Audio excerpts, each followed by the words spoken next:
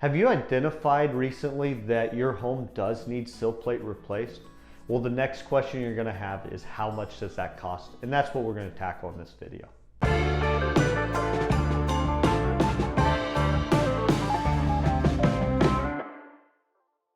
Hi, my name is Nolan. I'm the sales director here at Acculevel.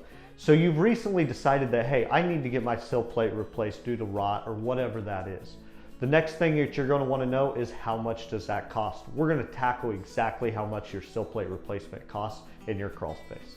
So when we're talking about replacing sill plate, there's a couple other units that we're going to look at. Number one is your band board or rim joist, which is on the back side of that sill plate.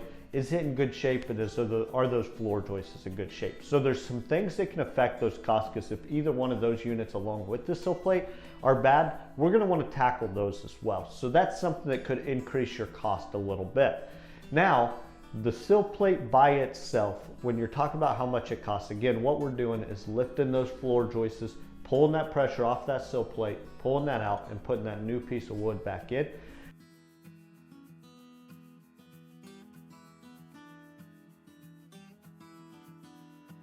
But like I did say as well, is there's other things that we're going to pay very close attention to, because if your floor joists are bad and we only replace the sill plate, you're not going to see much of a change at all, and you're not going to really tackle the issue.